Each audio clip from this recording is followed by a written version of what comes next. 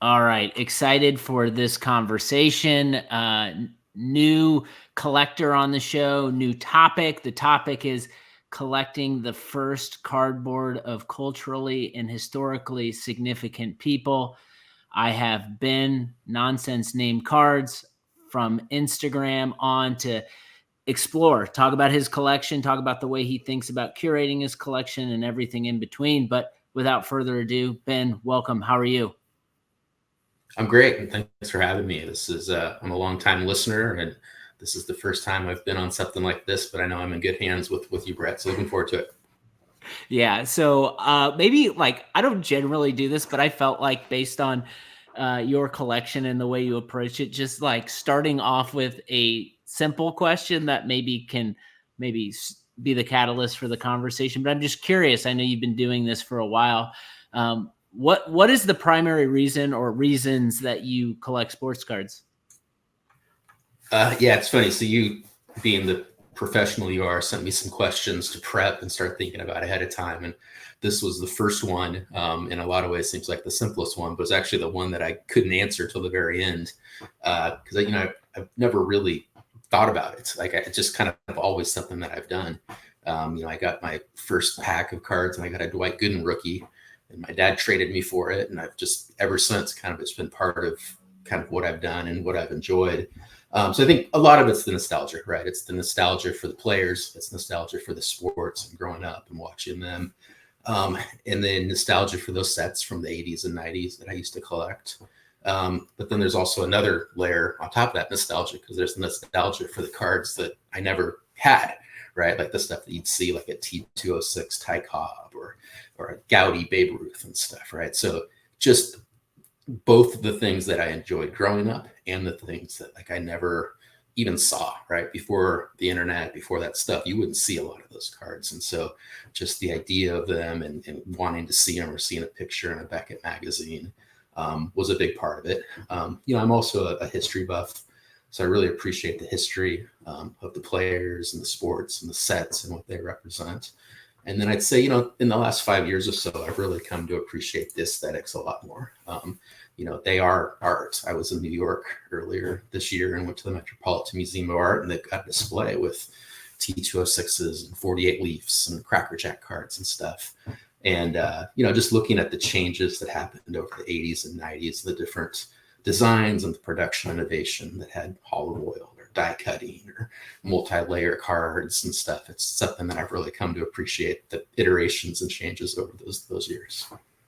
So maybe I'd love to talk for a moment about like aesthetics of cards and based on your collection, which we're going to get into, and the purpose of the collection. But I would imagine, since there is kind of a wide range, there's a lot of different aesthetics throughout your collection. You look at cards, there's probably some uniformity. There's maybe not a lot of uniformity. What are the elements of like the aesthetics that today, when you're like looking through your collection, you kind of zero in on those cards as like, these are my favorite cards to look at because they have these sorts of traits? What would you say those are?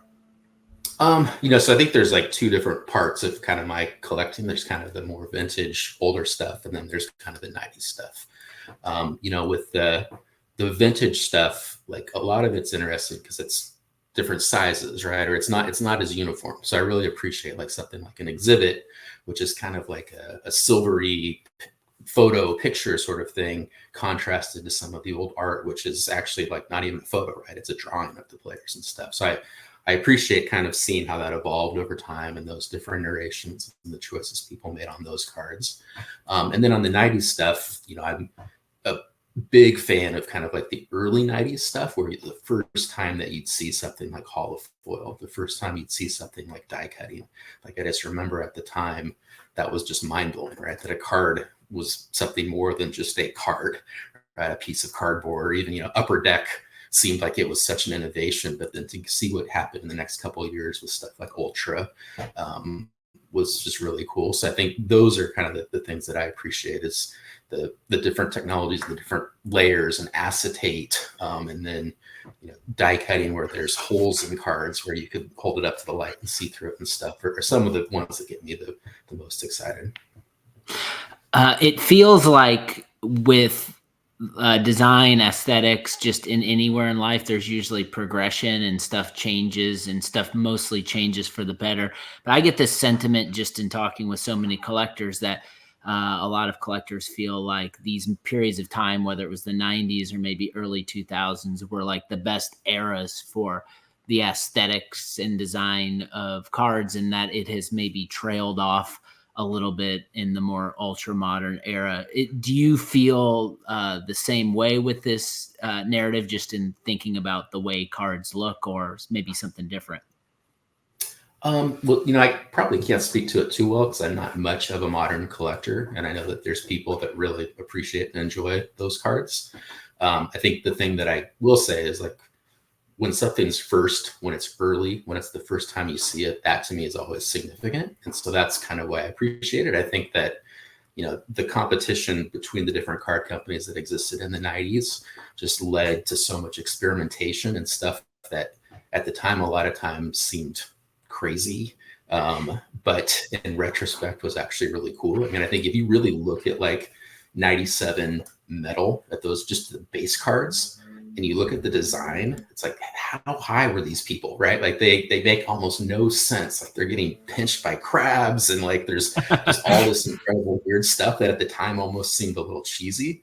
But in retrospect, it's just mind blowing and so cool. And I think like it's harder to do that after it's been done, right? And so a lot of what's happening now, people are refining some of those technical aspects of the cards and the ability to cut them in certain ways or use refractors or do things like that. But to me, like, the earlier examples of that are always going to be the most interesting. So I think most of us look at people's collections from the point of view of like player collector or team collector. You mentioned you're, a fan of history or historically relevant things. Why did you decide to maybe cast kind of that wide net to collecting significant people's first cards? Like, how did that take shape in your mind, and then you start to take action on it?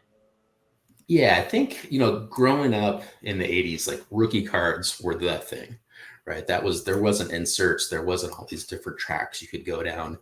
The rookie card was really the thing that everybody wanted to get. And beyond that, I was always kind of fascinated with the earliest card of a player and what we now call like XRCs, right? And so a lot of that would be something like the Star Jordan, which has been in the news, a lot recently. But that was a card that, like, growing up, I knew it existed. I'd seen an 86 Fleer. Like, I knew that card was like considered the rookie. And you could see those, even at a card show in California that I'd go to growing up, like, you'd see those around. But I don't remember ever seeing, the XRC as a kid. And so just kind of the allure of these cards that you knew were the earliest, that you knew were out there, were rare, but I saw a picture of it in the Beckett magazine. Like that's how I knew that card existed. And so I think that kind of put in my mind, like, the importance or the idea of, like, what was the first piece of, like, cardboard you could have collected of a person, right? And what was the first thing that a kid could have, like, got hung on their wall that represented a particular athlete? Really resonated with me.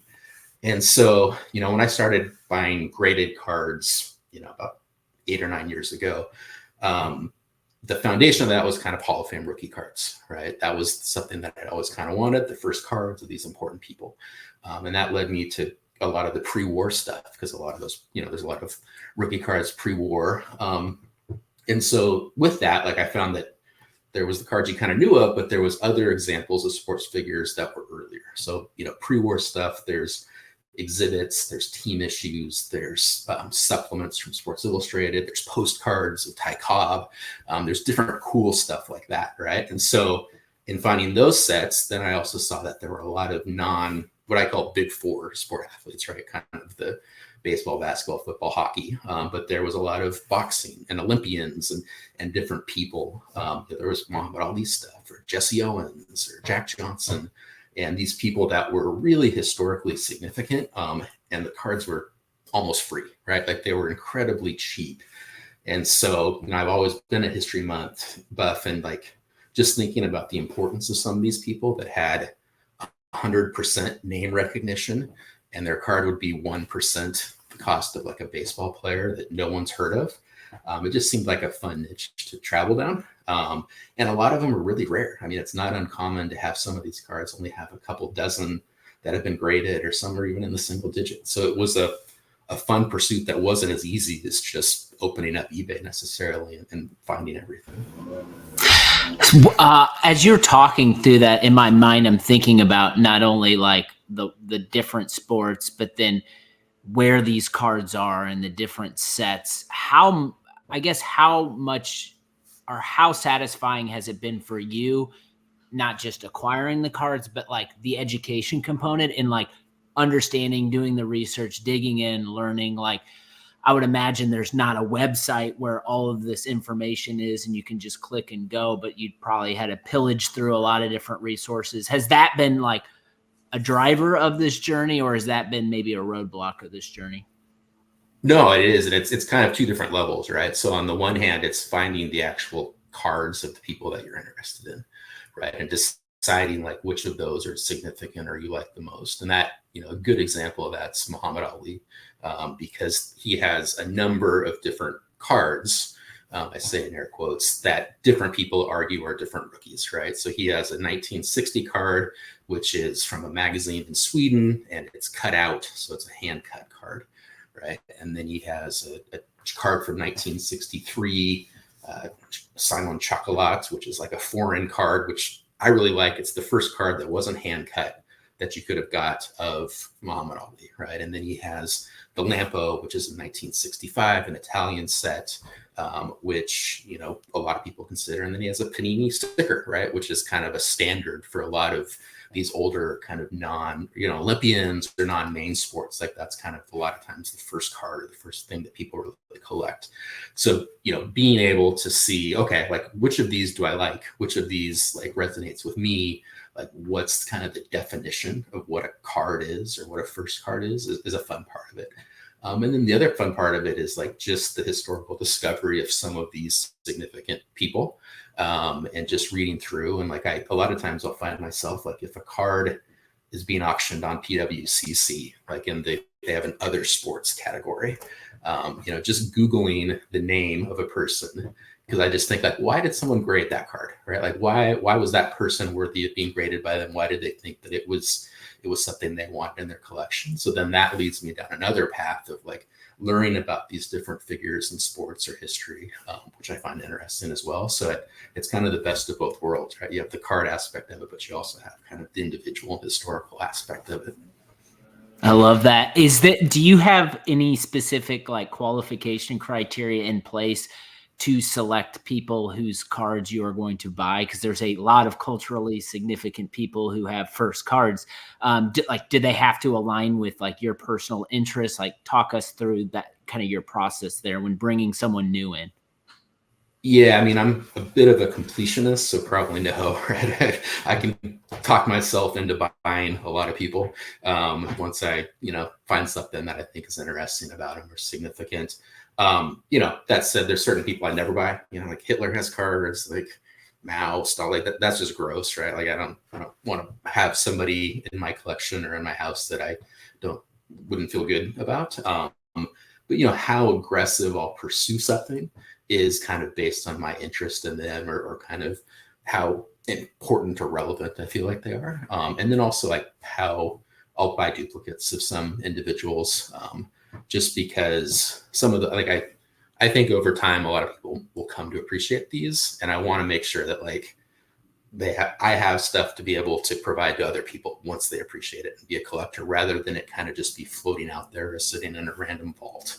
And so there's certain people like Wilma Rudolph, this Olympian who has an amazing story, who, I just bought every one of her first cards because they were on eBay for, 2 figures. And I think over time, people will appreciate that. And then I can kind of connect with the different people in the community and hopefully be a resource to provide some of this. One of the words that will probably we need a meter because it'll probably be said 100 times in this conversation is the word significance. And I think that word gets thrown around a lot in the hobby. I use it a lot. Other people use it a lot. And when someone says like significant, usually it's based on their own opinions, thoughts, or ideas, and they're projecting that out. But I don't think we ever take a moment to take a step back and kind of define like what actually is significant, or how should we be thinking about significance. Since you're building kind of a collection based on significance, like how do you define it, and how do you kind of think about it? Yeah, I think, for a significant historical or cultural individual, the things that jump out to me is like the first to do something, right? So that the first to kind of break a particular barrier or create something or do something different. I think being part of an iconic moment is another part of it. Like if it's somebody that participated in something that everybody knows about or has heard of, right? Like I think that's a big part of it. And then I think the other one that's a little harder to put your finger on, but it's probably the most common is, someone that's a symbol or reflection of change that's occurring either in our country or the world generally. I think that's like maybe the most interesting one because it's the most difficult to kind of really grasp. But there's a lot of people that can kind of fall under that, and understanding that story in that context is a lot of what I enjoy the most. Is there a particular like key figure in history who maybe like wasn't on your initial like I need their card, but the more you've gone through the process of like understanding their cards and then understanding their story and their place in history, like that individual, not only did you get their cards, but now probably has a prominent role in your collection, or someone you think about a lot now that you have a piece of cardboard with their face on it? Yeah, I think learning about kind of late 1800s, early 1900s boxing and horse racing were two things that I found to be really interesting. Those were the most popular spectator sports at the time, more so than baseball or football. And so those were interesting. And it was also interesting because there's, an individual like Jack Johnson, who was the heavyweight champion of the world and was the first African-American heavyweight champion of the world in 1910, right? 40 years before Jackie Robinson broke the color barrier. I thought that, that's really interesting. And he also has a very sad story. I mean, it's not, he was successful as an athlete, but he was not necessarily popular. And people at the time, used different laws and stuff against him because they didn't like seeing that success. So someone like that in boxing, or, Isaac Murphy is probably, he's the most successful horse jockey of all time. He in the 1890s, he has the highest winning percentage. He was the first jockey inducted into the Hall of Fame. He was, basically, the award that they give each year to the jockey that has the highest winning percentage is named after him. And he was doing this in 1890. I mean, he was born as a slave, and his father died in the Union Army. And 60 years before Jackie Robinson, he was the most successful athlete in the United States and the most popular sport at the time. And so I think stuff like that's really interesting. There's a lot of stories like that where, sports can be a reflection of society, but it can also be a driver. It's like the ultimate meritocracy. And so somebody that can be successful and that can, do well in sports can kind of break through some of the social norms of the time.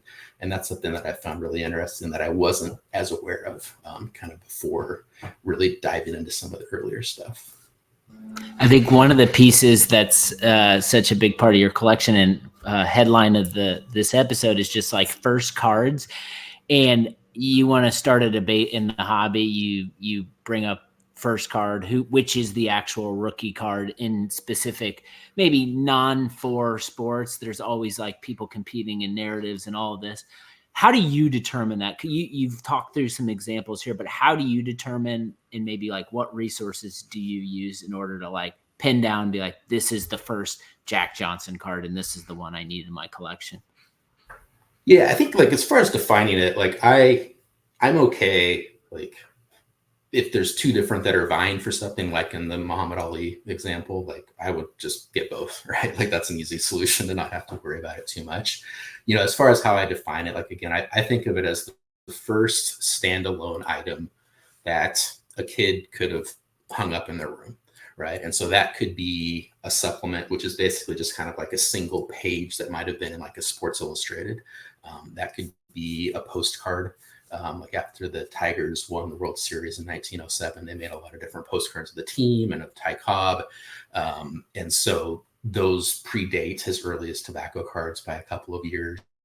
So the first item that somebody, was standalone. It wasn't like they cut out a picture of a newspaper or something. It was actually produced to be some sort of collectible or some sort of tribute to that individual, is kind of how I always have always kind of looked at it. And I think, it's, as far as finding it, like there's actually, that's part of the fun, right? Like researching it. So the forums that exist out there, Blowout, and in particular Net54, which is more focused on vintage type stuff. There's a lot of really good threads on there where people debate that or talk about that or make lists of all these different athletes. What was that first kind of card you could have got from somebody?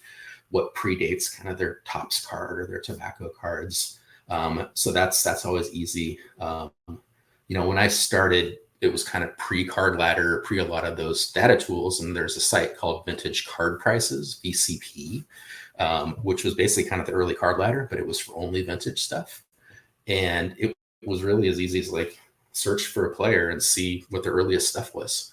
And I do that with the PSA Pop report too. Just search for a name and see what shows up, see what you can find. And that will miss some stuff. So you kind of have to dig a little deeper sometimes, but it will also, show you some stuff that maybe you didn't think about or didn't know about.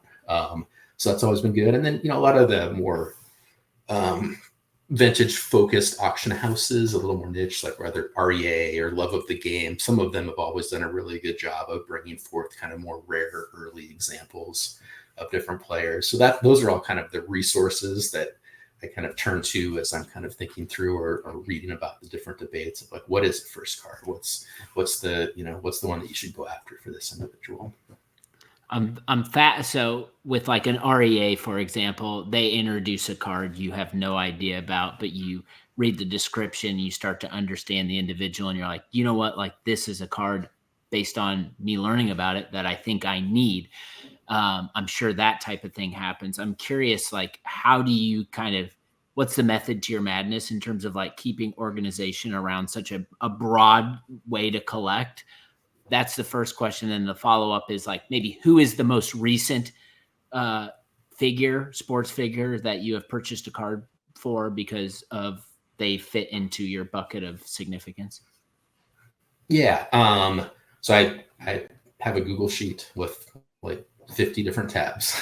So it's not super technologically advanced, but that's kind of what I've always done. So, and within that, so I might have a tab for, just to pick a simple one, Hall of Fame, basketball rookie cards. And so I have kind of the list of all the different ones. And then when I get it, I put that very nice blue-gray highlight over it. I get to cross it out and put the grade of the one that I got. And then the ones that I don't have are kind of there in white. And so that's kind of like the master list of a particular collection. Like, what do I have? What am I still looking for? And then beyond that, then I also have some tabs that have kind of like a want list or a ranking of things of like, okay, if this comes available, like, how important is this to me? Like, how long have I been looking for this? And that's a little more necessary with like the 90s stuff than this, where it's more of a discovery. But there's that helps me kind of narrow down what am I really interested in or what would I prioritize if push comes to shove with different cards. And then, my other question, maybe like, based on your collection, who would be maybe the most current player that you have a card of, whether they're active or not, but just trying to get some sense of like the timeline of your collection, like who would be someone who's maybe the most recent playing or just recently retired card you have in that collection?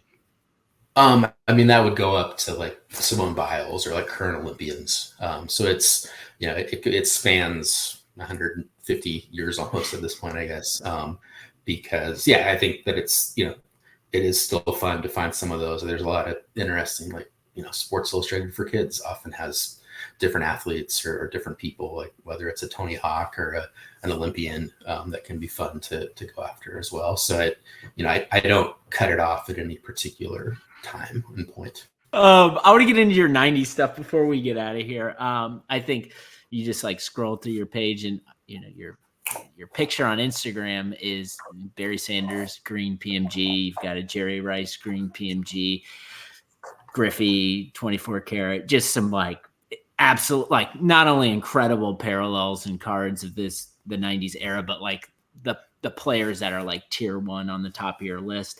How much of your energy, I would imagine, like the culturally and historically significant first cards that can take up a lot of time and is fun, fascinating, you're learning, but how much time do you dedicate and energy do you dedicate to kind of like the 90s portion of your collection?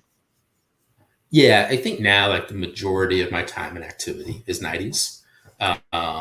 And, significant individuals, Hall of Fame rookies, it can be a very fun chase, but it's also like very finite, right? Like when I started back in, like really going after kind of graded cards, like I got a 1939 play ball Ted Williams. And then I realized like, oh, he has a Gaudi premium also, which is really rare. It's only been graded like 35 times. And so I eventually found one of those, but then it's like, okay, now I'm done, right? Like there's nothing else to do on this player. And there's only so many people out there. And so with 90s, there's just so many players and sets. There's always a new lane to go down.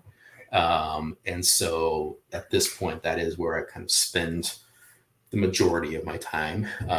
Originally I was a type collector, and that's kind of a term for vintage collectors where people try to collect one of every type of card.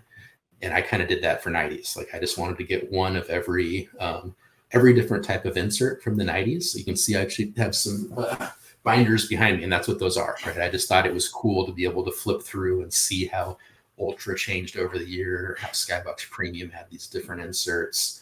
And so I just collected that stuff in binders, and then that kind of led to a raw collection of different players that I considered, the top of the time when I was growing up in the 90s. So Jordan, Griffey, Barry Sanders, Jerry Rice, Wayne Gretzky.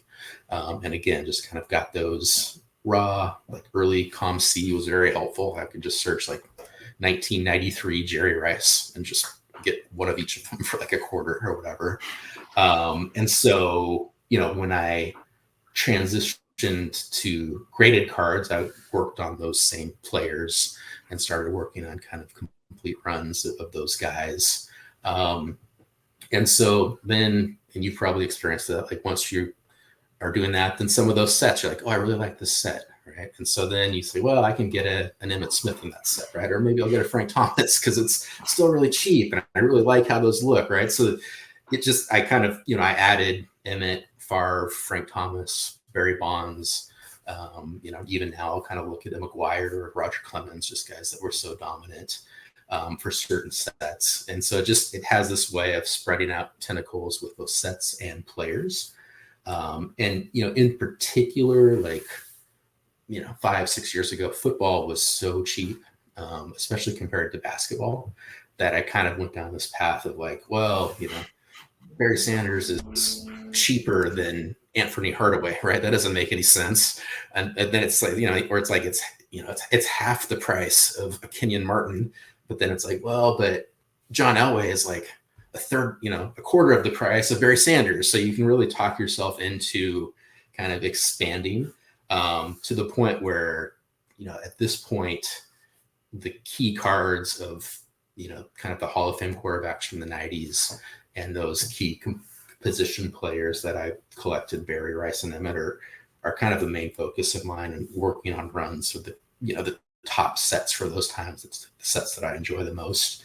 And then, even with that, then it can also spread out where other players I appreciate. There's, a chance to maybe add one of those if you get a good deal, or if you can talk yourself into it. It's like I got a red PMG Curtis Martin on ComC the other day, or a couple of months ago, just because that's a player that I think is really underrated, that I really enjoyed and appreciated at the time. He was just so solid and steady. And that's a set that obviously is really cool. And the card in particular is really cool looking. That's like, okay, I could have a Curtis Martin in my collection, right? He's a Hall of Famer, somebody that I could add to. So through that kind of process of kind of spreading out, like 90s is definitely where it's been the bulk of my time at this point. I think obviously the 90s cards are relevant, exciting, all the traits. They bring people in, people have conversations about them, people share their cards, everyone gets excited. What is as you've transitioned into like a primary focus with 90s, what's your opinion on kind of like the current state of 90s cards? It feels like, they can be intimidating, right? Based on price point for people who are wanting to come in. Do you think like maybe that cross sport, like analyzing as you described like years ago you did with football, do you think like there's still opportunities like that exist or not? I'm just curious, as someone who's in it regularly, like what do you think of 90s cards right now in the market? Yeah, I mean, I think they're definitely having a moment. And I think that there's been some of that catch up. And I think you are seeing some of those really good basketball collectors that have come into the space. And there's certain players in particular, like I think Barry Bonds is one who the basketball card community has really kind of gravitated towards, is like, hey, this guy was amazing. Why are these cards so cheap? And oh, he has a 24 karat gold just like Kobe does, right? So I think there's definitely some of that going on. And so, anytime you see that, you want to be cognizant and careful and make sure that like it's a sustainable thing. It's not just kind of the next area that the hobby goes into and then kind of later abandons. Because everybody, I at least want the cards I get to be a store of value, right? Like I don't want to kind of lose on them necessarily. So you do have to be aware of that. And I think that like that crossover definitely helps some cards, whether it's PMGs, whether it's Rubies, whether it's essential credentials, like the fact that those are consistent across the three main sports, I think has really helped those. But I also think it's really interesting to look at the cards that don't have those parallels, were actually the most important for those sports collectors, whether it's kind of the select certified mirror golds in baseball or the premium stocks in football. I mean, those were the cards that if you look at Beckett's from the 90s were the most sought after, the most collected, the highest value. And there's still a lot of cool stuff there that if you really get to know the sport, you can find out like, totally certified, mirror golds are numbered to 30 and they're not, there's football and baseball, but there's not in basketball. So they maybe don't have the same aura that they do not being in basketball. So that part of the hobby may become, more interesting because it hasn't had the same influx of people, or it doesn't have the same spillover of, Nat Turner collects 3 football sets, right? He has 270 sets in his PSA registry, and 3 of them are football and they're PMGs, right? And so that's going to make those more difficult for people because he does all the PMGs, right? Which is great. Like I wish he did more football because I think that there's a lot of good stuff there that could be publicized. But at the end of the day, there's certain sets that people focus on. So I think it's fun to look at the ones that don't cross to the other sports. What may be, before we get into your collection, what are maybe some of your favorite sets of the 90s? When you kind of close your eyes, those are the cards that stand out in your mind? Yeah, I think 97 Rubies is my favorite. I think just like seeing one of those in hand, seeing the shine and the texture on those, to me, that's my favorite 90 set for sure. And that's a fairly cliche answer, I realize. But at the same time, that's just the fact of the matter. I've actually been really interested in like a lot of the earlier Ultra stuff for a while, like a lot of the Fleer and base Fleer and Fleer Ultra from, 91, 92, 93, 94. There's some really amazing holofoil and color and stuff on there that is still, it's hard to find in good condition, but it's pretty reasonable and you can still find some of that. And I think like Scoring Kings is the example that everybody uses, right? The Jordan with the lightning in the back, thunder and lightning in the background is an example of that. But there's a bunch of other ones like that are equally impressive and equally cool. And it doesn't have to be Michael Jordan to kind of find those. So I think those are all ones that I'm interested in as well. But yeah, it's hard to limit it to just a couple, but there's a couple for you. Yeah, I figured overwhelming topic. There's a lot you can get into. I'm curious, based on your '90s collection, like what are a few of your favorite cards and why? I think the card like that I first looked at, so the '98 PMG Barry Sanders was like kind of the first big, like Sanders card from the '90s that I got, and like it's just ridiculous, right? When you look at it, like he's running, but he's like in a savannah, and there's a lion in the background, and then there's this like scope effect, and like I bid on it and I won it, and the card hadn't sold in like 5 years. I paid a lot more than it had sold for 5 years ago when I bought it, another 5 years ago. But once I got it in hand, it just kind of like blew my mind. And this is kind of what I was referring to, like particularly like with the metal stuff that like at the time seemed kind of weird and almost for children and kind of like cheesy. But like now when you look at it in retrospect, and especially when you have the PMG, the scope effect, like it just made me kind of reassess kind of the aesthetics and what people were thinking at that time. So that's definitely one of them. I think this is a '99 Rubies Griffey. And I really like this. I like the card, obviously, but I also I remember distinctly like getting that card. Like I threw in a bid kind of at the last minute, and ended up winning it for what a Victor Wembanyama silver probably sells for, right? Like it was a while ago, and so I just like that because like thinking about what stuff was available, 5 years ago still, and like how reasonable it was. That was like I said, I remember exactly where I was because there was also another auction that night that closed where Golden auctioned off a complete set of 1999 PMGs.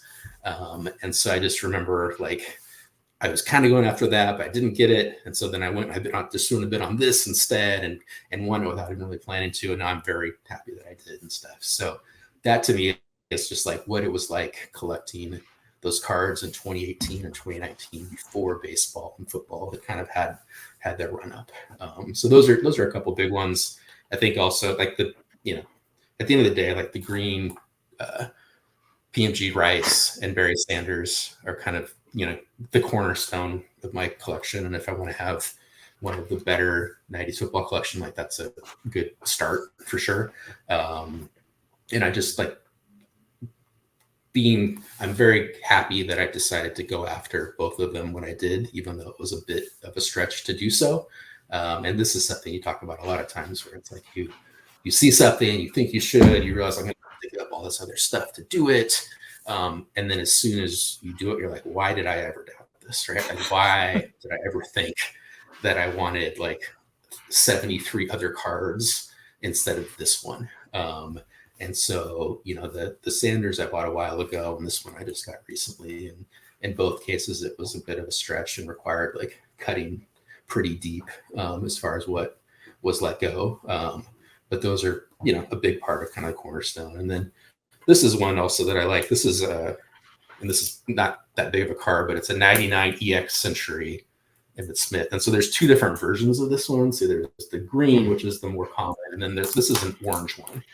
And I actually looked this up. I won this in 2018 for $30. And it's a version, and then some people say it's a printing error, or it could be a parallel, but most of them are green. But for the Emmitt, this card's been graded twice. There's this PSA 10 and there's a BGS 9.5. And for all I know, this could have been a crossover of that one. And so again, like I like being able to kind of have that hunt and that chase of stuff that's like different, that you kind of know is out there, but with some research, you might realize is actually really special and really cool and that you're never going to have a chance to get again. And I feel like there's a lot of that with '90s stuff that, there's so many lanes to go down and so many different parts. And so when you can find something like EX is one of my favorite sets from the '90s, one of the favorite runs. So to find an insert of that's significant of one of the players that I really collect, like I'm like, wow, what if I had only bid $29 and not won that card? Like that would be such a shame. I'd never find it again, right? So to me, that kind of represents like always looking at every auction and making sure that you research and decide if you're really looking for something. Incredible cards. You said something there that I want to grab onto as we kind of like near the end of this conversation, but you said something about like 5 years ago you were buying these cards, and now like based on the market card availability, like you're just glad you did, because the chances of you being able to get them now um, are probably a lot lower. That's when a lot of people like got back, myself included, got back into cards, and we could have never have had the foresight because we didn't have the experience. But now that people who've come in 5 years are now like 5 years into it and finding their groove and finding their focus, and maybe have started to like piece things together, like, well, these are rare and scarce, and yeah, they're somewhat expensive and tough to come by, but the fact that like they're available now, like I want to buy them because they mean something to me. And even though they're not like the front page of the Instagram, like they're cards that I really appreciate. I guess what would you say to individuals now that like maybe have like 5 years into the hobby and they're starting to feel and sense these things based on just like having that experience back in, kind of back to what you described about some of those 90s cards that you picked up 5 years ago? Like, what would you say to those collectors now in terms of like how to think about like getting those cards, because we see stuff changes in 5 years from now, like that window can shut. So like, what sort of feedback do you have? Yeah, I think, I mean, the first thing I'd say is like, I'm actually more confident in getting larger cards now than I was 5 years ago. Like, I think the market has validated that like, this is something that there's a demand for. And, I think 5 or 6 or 7 years ago, it was kind of like, well, I like these. Like, I think other people are going to continue to like these. Like, I think it's okay. I think I'm not being dumb. Like, like I kind of remember when I sat down with my wife and kind of discussed a plan of like taking a certain income stream and buying cards with it. And like, she's never looked more unimpressed with me in her life than when I made that suggestion, 10 years ago. And like, she didn't say no though. So I took that as a yes. But, I think like it's easier now to kind of know like, okay, this is something, this is art, this is a collectible that like people like have validated. And so then that makes me confident there. And then the next thing I'd say is like, when you have the knowledge and kind of the experience in the hobby and you start to see different things, if you trust your taste, and you really are, you're really trusting your taste, you're not trying to like pump something up and make a story where there isn't a story, then it's probably going to work out in the long run. And I think I'm seeing this like with a lot of the conversations you have around that 2000 finest stuff, the different X factors and the different sets there. Like, that's a perfect example of something that even 2 years ago, people, when they first started seeing them, they first started liking them, they could have started gathering them, and they're rare and they're really cool to look at. And there's some iconic players or players that mean a lot to people. And some people identified that, and that's great. Like, that's an area that like I wish I'd thought of, because those are really cool cards. Like, I love Finest, probably my favorite Topps brand. What is my favorite Topps brand?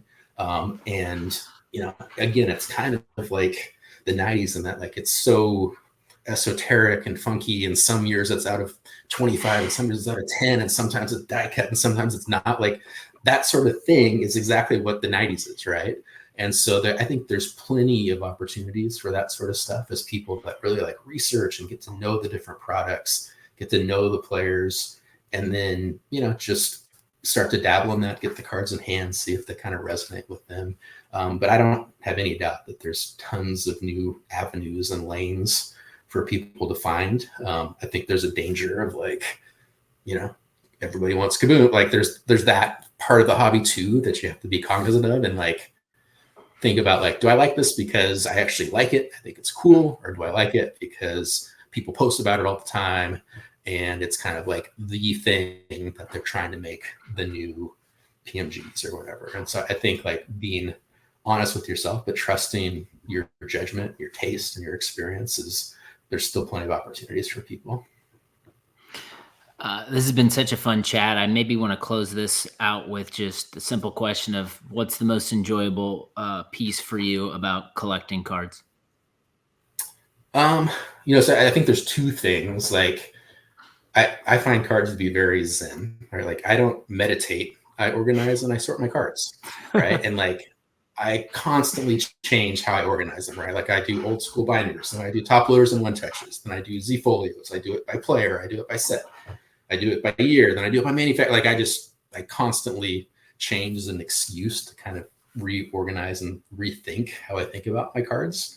And doing that and filling in holes along the way, like I just find that to be, it's a big stress relief. That's kind of like how I can decompress. It's kind of how I can kind of just be in the moment, and kind of really enjoy those as opposed to thinking about work or thinking about different stuff like that. So that's one part of it. And then I will say, like, the biggest kick I get is discovering something that I think is significant or rare, and getting it for what I think is a steal because other people haven't caught on yet. And so, like, that's, the buying in the mail days for a lot of people is always what's fun. And I would be lying if I said that wasn't still part of it. But in particular, like, I get more excited if I can buy something for $27 that I think like is really cool that no one else noticed than something that's maybe 10 times that everybody kind of knows about. So that aspect of it, kind of the more esoteric but still significant or still cool, or a particular set from the 90s that I think is really important, or it's really, really fun that other people maybe haven't caught on yet, is still a big part of the thrill of the chase. You can follow him on Instagram at Nonsense Name Cards. Ben, this was a ton of fun. I'm glad we could do this. Thanks so much. So thanks, Brett.